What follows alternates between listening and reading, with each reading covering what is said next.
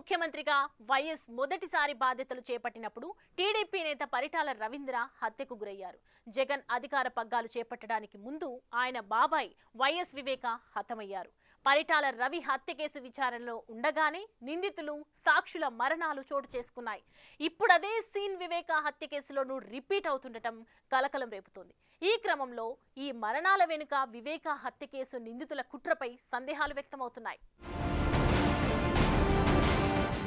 తెలుగుదేశం పార్టీలో కీలక నాయకుడిగా ఎదిగిన మాజీ మంత్రి పరిటాల రవీంద్ర పెనుగొండ ఎమ్మెల్యేగా ఉంటూ 2005 జనవరి 24న హత్యకు గురయ్యారు. అప్పట్లో ఆ హత్య రాష్ట్ర వ్యాప్తంగా కలకలం రేపింది. ఆ హత్య కేసులో నిందితుడైన జూలకంటి శ్రీనివాసరెడ్డి ఎలియాస్ మొద్దు సీను 2008లో అనంతపురం జిల్లా జైల్లో హత్యకు గురయ్యాడు. మరో నిందితుడు పటోళ్ల గోవర్ధన్ రెడ్డి 2012లో హైదరాబాద్ జైల్లో హతమయ్యాడు. ఆ కేసుతో ప్రమేయమున్న తగరకుంట కొండారెడ్డిని కూడా హతమార్చారు. మొద్దు సీనుని చంపిన ఓం ప్రకాష్ జైల్లోనే మరణించాడు. ఇక పరిటాల కేసులో ప్రధాన నిందితుడు మద్దల చెరువు సూరిని అతని అనుచరుడు భాను కిరణ్ 2011 జనవరి 4న హైదరాబాద్లో హత్య చేశాడు.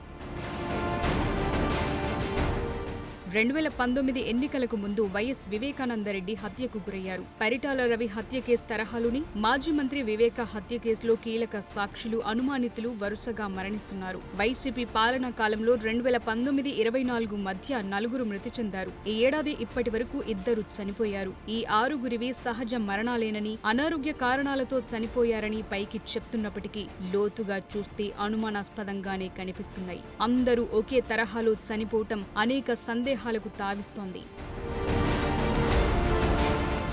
కేసు విచారణ కీలక దశకు చేరుకుంటున్న వేళ ప్రధాన సాక్షులు, కేసుతో సంబంధమున్న వ్యక్తులు మరణిస్తుండటంపై అనుమానాలు వ్యక్తమవుతున్నాయి. ప్రత్యక్ష సాక్షి వాచ్మెన్ రంగన్న తాజాగా అనుమానాస్పద స్థితిలో మృతి చెందటం, తన తండ్రికి అందించిన చికిత్సపై అనుమానాలున్నాయంటూ రంగన్న కుమారుడు కాంతారావు ఫిర్యాదు ఇచ్చిన నేపథ్యంలో ఈ మరణాల వెనుక వివేక హత్య కేసు నిందితుల ప్రమేయం, కుట్ర ఉందన్న సందేహాలు వ్యక్తమవుతున్నాయి. ఈ నేపథ్యంలో ప్రభుత్వం ఈ పరిణామాలన్నింటిపై సమగ్ర దర్యాప్తునకు సిద్ధమవుతోంది. వివేకానందరెడ్డి అంత్యక్రియల్లో పాల్గొనేందుకు జగన్మోహన్ రెడ్డి, ఆయన సతీమణి భారతిలను హైదరాబాద్ నుంచి రోడ్డు మార్గంలో పులివెందులకు తీసుకొచ్చిన వాహన డ్రైవర్ నారాయణ యాదవ్ 2019 డిసెంబర్లో మృతి చెందారు. అనారోగ్య కారణాలతో చనిపోయారంటూ అప్పట్లో ప్రచారం జరిగింది. రాష్ట్ర పోలీసుల ఆధ్వర్యంలోని సిట్ విచారణ వేగవంతమవుతున్న తరుణంలో ఆయన మరణించడం సందేహాస్పదంగా మారింది. ప్రయాణంలో జగన్, భారతి, అవినాష్ రెడ్డి, ఇతరుల మధ్య వివేక మరణానికి సంబంధించి ఫోన్ సంభాషణలు జరిగాయని, అవన్నీ నారాయణ యాదవ్ విన్నారన్న ఫిర్యాదులున్నాయి. ఈ నేపథ్యంలోనే ఆయన్ను కీలక సాక్షిగా విచారించాలి. విచారణకు పిలవకముందే ఆయన చనిపోవటం అనేక అనుమానాలకు తావిస్తోంది. నారాయణ యాదవ్ మృతిపై పోలీసులు అసలు కేసే నమోదు చేయలేదు. అతని అంత్యక్రియలకు జగన్, భారతి హాజరయ్యారు. వివేక నివాసం వద్ద కాపలా ఉన్న వాచ్మెన్ బి రంగన్న ఆయన హత్యలో పాల్గొన్న వారిని ప్రత్యక్షంగా చూశారు. ఎర్రగంగిరెడ్డి, షేక్ దస్తగిరి, సునీల్ యాదవ్, ఉమాశంకర్ రెడ్డి ఈ హత్య చేసినట్లు ఆయన సీబీఐకి, మెజిస్ట్రేట్ ముందు వాంగ్మూలం ఇచ్చారు. ఆ తర్వాతే శివశంకర్ రెడ్డి, అవినాష్ రెడ్డి, భాస్కర్ రెడ్డి తదితర ముఖ్యుల ప్రమేయం బయటపడింది. వివేక హత్య గురించి ఎవరికైనా చెబితే నరికి చంపేస్తానంటూ ఎర్రగడ్డ గంగిరెడ్డి అప్పట్లో తనను బెదిరించారని కూడా రంగన్న వాంగ్మూలమిచ్చారు. వివేక హత్య కేసులో అత్యంత కీలక సాక్షి అయిన రంగన్న ఈ నెల 5న అనుమానాస్పద స్థితిలో మృతి చెందారు. ఆయన అస్వస్థతకు గురయ్యారంటూ తొలుత పులివెందుల ఆసుపత్రికి తీసుకెళ్లారు. అక్కడి నుంచి కడప రిమ్స్ కు తరలించగా చికిత్స పొందుతూ చనిపోయారు. అయితే రిమ్స్ లో జరిగిన చికిత్సపై తమకు అనుమానాలున్నాయని రంగన్న భార్య, కుమారుడు కాంతారావు ఆరోపించారు. పోలీసులు కూడా ఇది అనుమానాస్పద మృతేనని తేల్చి దర్యాప్తు చేస్తున్నారు. వివేక హత్య కేసు ప్రధాన సాక్షుల్లో ఒకరైన కల్లూరు గంగాధర్ రెడ్డి 2022 జూన్లో మృతి చెందారు. ఆయన అనారోగ్యంతో మృతి చెందారంటూ అప్పట్లో ప్రచారం చేశారు. అయితే ఆ మరణము అనేక సందేహాలకు తావిచ్చింది. వివేక హత్య కేసు దర్యాప్తు కోసం సీబీఐ బృందాలు పులివెందులలోని జగన్ క్యాంపు కార్యాలయం, వివేకానందరెడ్డి, వైఎస్ అవినాష్ రెడ్డి ఇళ్లు, ఈసీ గంగిరెడ్డి ఆసుపత్రి పరిసరాల్లో కొలతలు, గూగుల్ కోఆర్డినేట్స్ తీసుకున్నాయి. అది జరిగిన వెంటనే ఈ కేసులో కీలక వాంగ్మూలమిచ్చిన గంగాధర్ రెడ్డి అనుమానాస్పద స్థితిలో మరణించారు. ఇదే కేసులో అనుమానితుడైన కటికరెడ్డి శ్రీనివాసులరెడ్డి 2019 సెప్టెంబర్లో అనుమానాస్పద స్థితిలో మృతి చెందారు.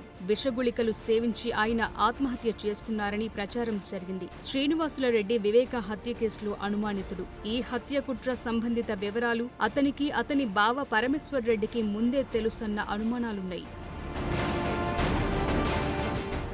వివేక హత్య కేసు కీలక సాక్షులో డాక్టర్ వైఎస్ అభిషేక్ రెడ్డి ఒకరు.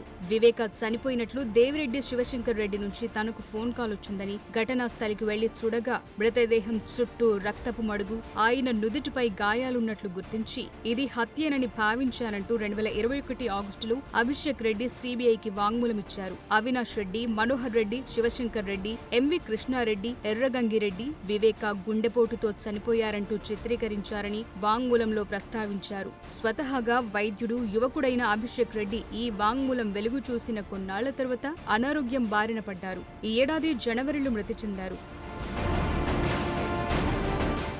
వైఎస్ భారతి తండ్రి, జగన్ మామ అయిన ఈసీ గంగిరెడ్డి 2020 అక్టోబర్లో అనారోగ్యంతో చనిపోయారు. వివేక హత్య కుట్ర గురించి ఆయనకు తెలుసనే ఫిర్యాదులున్నాయి. వివేక హత్యను కప్పిపుచ్చేందుకు ఈసీ గంగిరెడ్డి, ఆసుపత్రి సిబ్బంది ఆయన మృతదేహానికి కట్లు కట్టి బ్యాండేజీలు చుట్టారు. వివేక హత్య తరువాత నిందితులు గంగిరెడ్డి ఆసుపత్రికి వెళ్లి చేతులు శుభ్రం చేసుకున్నారనే ఫిర్యాదులున్నాయి.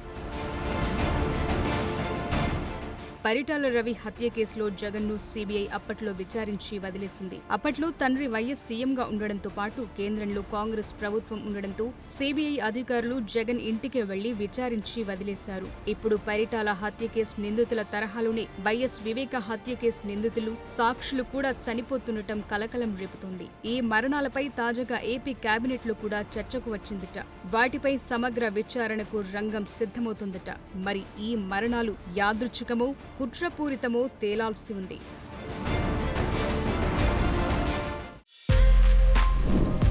For more videos like this, subscribe Big TV channel.